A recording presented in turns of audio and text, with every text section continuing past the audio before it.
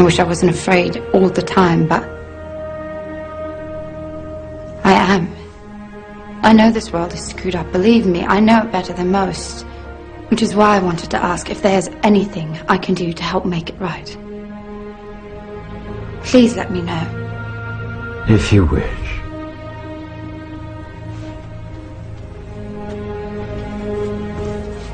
Be very manifestum vivus vici. By the power of truth, I, while living, have conquered the universe. Personal motto? From Faust. That's about trying to cheat the devil, isn't it? It is. And speaking of the devil, I was wondering if your offer to help was still standing. Of course. It appears that unforeseen circumstances have accelerated my original plan. As a result, I'm in need of someone with some theatrical skill. I'll do my best. I believe you will. We are consciousness. All that is, has been, and ever will be. There is nothing to fear. Whatever happens, we are always that. Mind fears, because it's programmed to fear. When we're conscious, there's no fear in this. It's a shake of the head. Pathetic. Pathetic. Pathetic. And we need to do this. Compliance. We need to challenge that. Not with violence, not even with aggression. We just need not to fight it. We need to walk away, because without our acquiescence, it cannot survive. You know, when you look at a pyramid, we've been manipulated to believe the power in a pyramid is at the top. It ain't. The top of the pyramid is there because the rest of the pyramid's holding it up. We're holding this whole thing together. There's this story I told many years ago of a British comedian called Larry Grayson, who died. I kind of knew him vaguely, and not closely, but vaguely. And I went to his memorial service in Covent Garden, and this other comedian did this tribute to his life in which he read out this story that Larry Grayson had told him.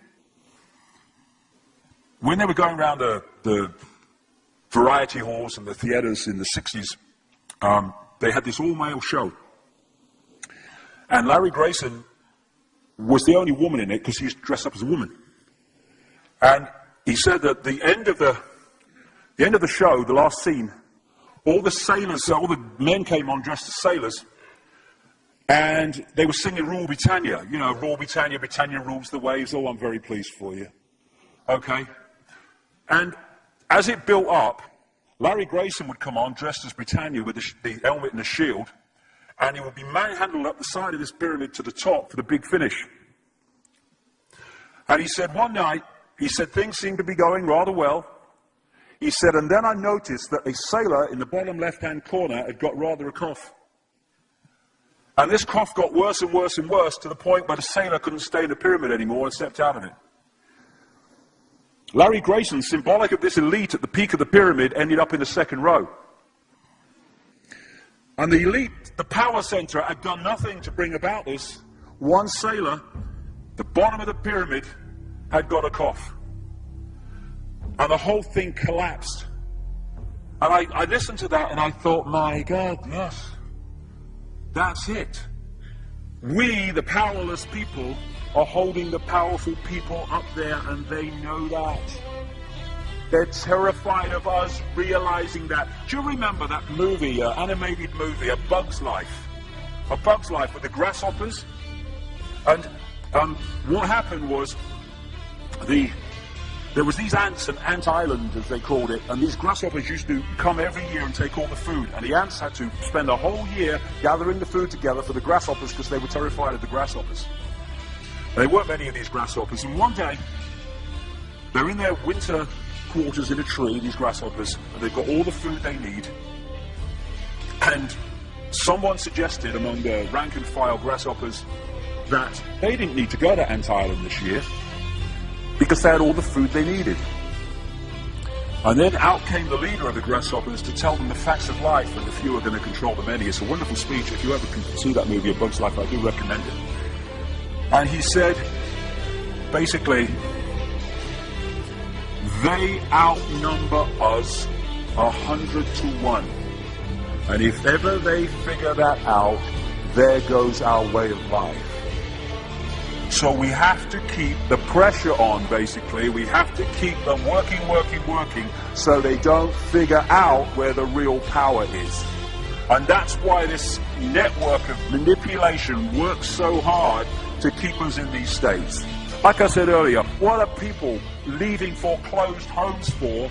Foreclosed by banks that have caused the unemployment that lead to them having to leave their homes. Stay there, refuse to leave, make it difficult for them. Expose them for what they are. We make it so easy, the non-compliance. No longer will we just do it because we're told to do it. Is it just? Is it right? Okay, I'll do it. Is it unjust? Is it not right? I ain't doing it. We start to make the decisions on what we will and will not do based on our values and not some imposition from the dark suits. These people are gonna give me, grant me, or grant me not my freedom. I'm all that is. You can't grant me freedom. No one can grant me freedom. I am freedom. It's what I am.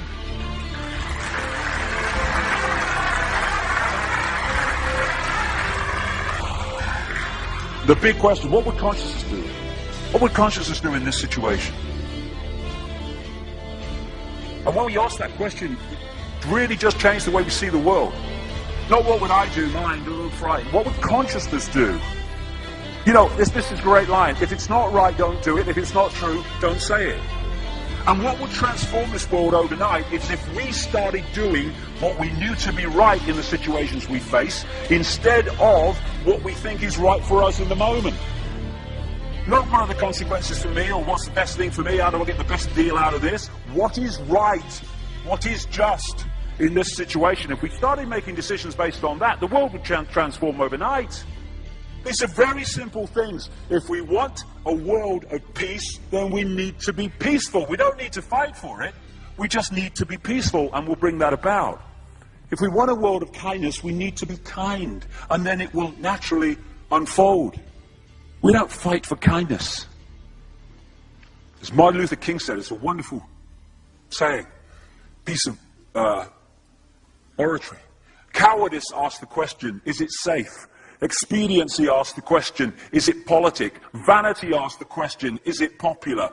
But consciousness asks the question, is it right? And there comes a time when one must take a position that is neither safe, nor politic, nor popular, but one must take it because it is right. And when enough of us do that, what is right will manifest by definition. And we're in this position now where this vibrational change, this energetic change is taking place, where we can start cracking these eggshells, where we can start becoming the full magnitude of who we are, where we can be consciousness in the now, using mind to experience this reality instead of being governed by it, turning the key to let consciousness in. We're being offered this opportunity now. No longer can we say we didn't realize who we are, we didn't know we could do that. I was kind of waking up one day, and I saw this earth imprisoned, and I saw this big lock and a key going in and being turned. I went on the internet just very shortly afterwards. I was looking for a picture, not this one, and that's what I saw. The picture I'd just seen in my half kind of sleep. And that's what we're being offered the chance to do now, to turn the master key called becoming conscious that will bring an end to this. It's being given to us, we just need to take it. And to take it, we need to say enough. Enough of being enslaved by these people, enough of being enslaved by our manipulated ignorance, enough of being enslaved by the fear of being who we are.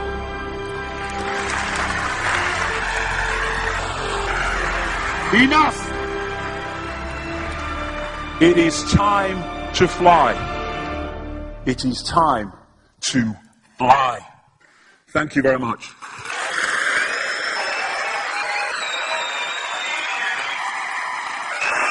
Thank you. Thank you very much. Thank you. Thank you. Thank you.